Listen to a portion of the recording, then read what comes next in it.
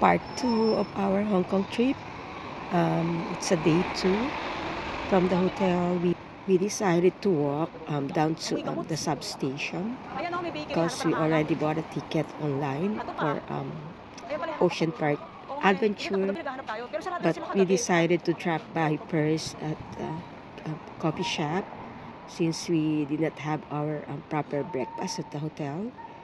My daughter wanted to visit this famous cafe which she saw from TikTok, and we finally found the coffee shop, and indeed it was full of tourist customers, mainly from Europe. We were lucky to get empty seat at the corner of the coffee shop. It was kind of old, the ambience, the chairs and the tables. We ordered some coffee, but my daughter has ordered a full meal. I did not order full meal because the menu was so expensive. So my daughter told me that she will pay for the meal.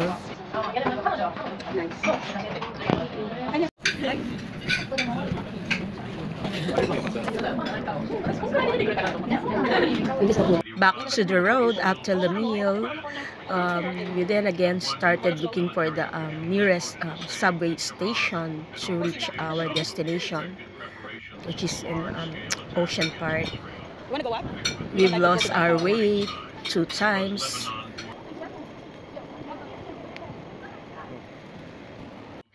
Tada! We finally reached the subway station. By the way, we already bought our octopus card from the airport, which you can use to any subway station for unlimited ride and for...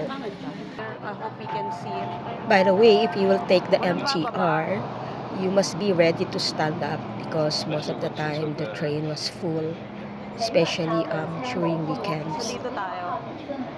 After the first train ride, we have to catch the next MTR going to Ocean Park. So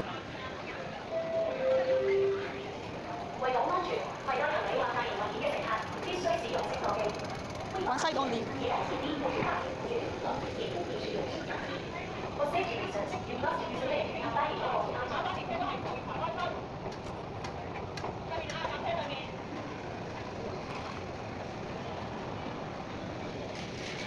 Ito ba yung aming tao? Doon tayo sa dulo.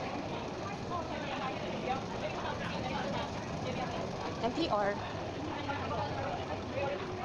We're here. What? Last? Tama ba tong ating destination? Finally, we reached the Ocean Park. Actually, my daughter asked me to choose between Disneyland and Ocean Park, but I already been to Disneyland 3 times, from Disneyland Japan, and also here in Hong Kong. This is the 3rd time I've been in Hong Kong, and I already went to Disneyland. Maybe next time. So as you can see, we walked down to the park, and we already bought the ticket the other night online, and so we will just present our ticket with the barcode. The problem is it was Sunday and the park was so crowded, but we enjoyed the view at the entrance, so we take a few photos and videos. Of course, I'm happy because I am with my daughter. The problem was we forgot our internet device from the hotel. Where's the entrance? We're still searching for our ticket. We forgot to bring our Wi-Fi. We struggled getting an internet connection inside the park, but luckily we were able to upload our ticket, and that was the entrance to the park. And it's because I love taking photos. This is what happened. Oh my God, where's my kasama na? Where? Shit. Where is she?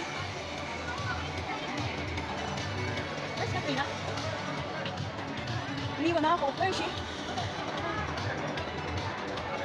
Diyan ka, nabidyo ka. I catch up with her at the entrance section. She was able to enter smoothly from the security, but unfortunately I had a hard time getting in because they were not accepting the barcode. from my ticket. So we have to update it, upgrade it. Thanks to my daughter, she was able to fix it, and tada! We were inside the park. But since I did not order the full meal from the coffee shop, I was so hungry that time, so we looked for nearest restaurant to have some lunch. I would advise, if you will go there, you must have your lunch and eat outside because it's too expensive inside the park. But there's no choice, I'm already hungry. With this amazing view. The meal was so bland, but it's okay. The view outside was so refreshing. Our first stop was in the Grand Aquarium, but you don't need to pay the entrance. It's inclusive in the ticket fees, even all the rides.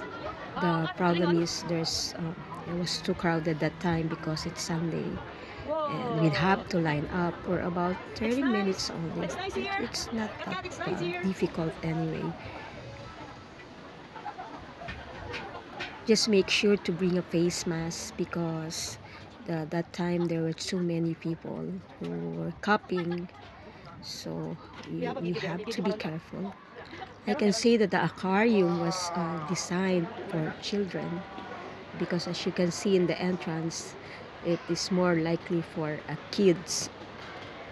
Anyway, I've been to Singapore also, Singapore Aquarium, and I don't want to compare, but Singapore Sea Aquarium is much better. But it's still, this is a new experience, so we have to enjoy it while we're there. Anyway, it's enjoyable being with my daughter.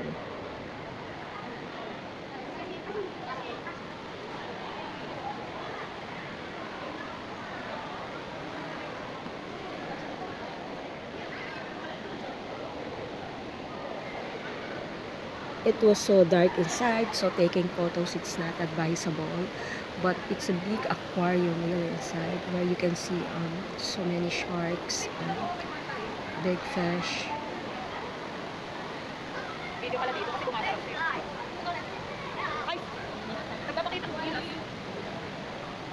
I think hungry? What?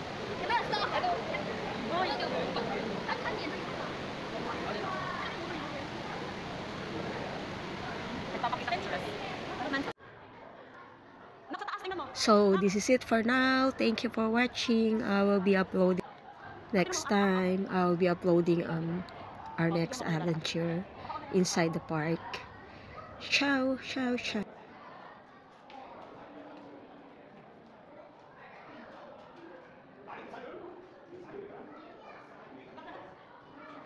Tagal tayo mas nakakahilo.